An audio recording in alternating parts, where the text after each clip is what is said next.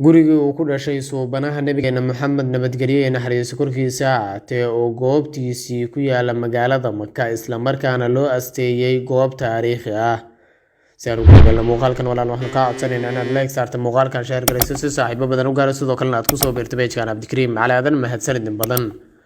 Nabigeena ama suubanaheena Maxamed nabadgelyo iyo naxariis korkiisa ha ahaatee in Cabdullaahi ayaa aabihiis uu geeriyooday ka hor dhalashadiisii 6 bilood, waxaana hooyadiis Aamina ay ku dhashay gurigan oo ku yaala magaalada barakeysan ee Maka al-Mukarrama ee waddankaasi Sacuudiga.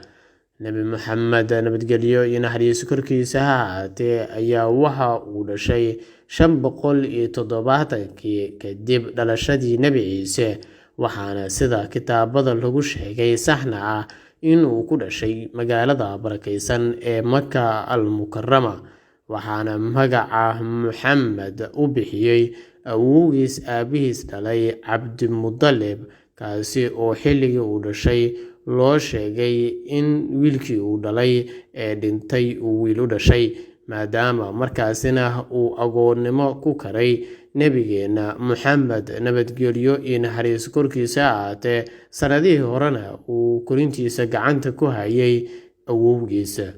Gurigii uu ku dhashay suubanaha Nabigeena Maxamed nabadgelyo iyo naxariis korkiisa ha ahaatee ee ku yaala magaalada Maka ayaa waxaa muddo ilaalinayay bulshadii halkaasi kala duwaneed ee soo martay, waxaana sanadkii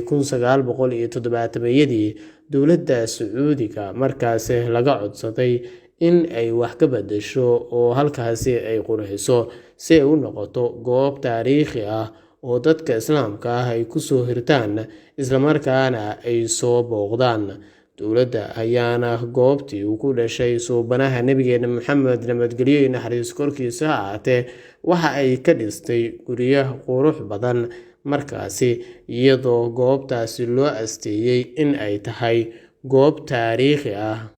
Waxa ayna dowladda Sacuudigu halkaasi amaba gurigii ay ka dhigtay maktabadda magaalada barakeysan ee Maka al-Mukarrama ee dadka Islaamka ah markaasi ay tagaan, waxaana inta badan u booqasho taga dadka taga magaalada barakeysan ee Maka al-Mukarrama iyo sidoo kalena xajka. Waxa ayna dadku markaasi ay u tagaan si ay u soo booqdaan guriga ay dowladdu sheegto in uu yahay gurigii uu ku dhashay suubanaha Nabigeena Maxamed nabadgelyo iyo naxariis korkiisa ha ahaatee ee hadda laga dhigay goob taariikhi ah, waxaana halkaasi hadda mas'uul ka ah dowladda waddanka Sacuudiga.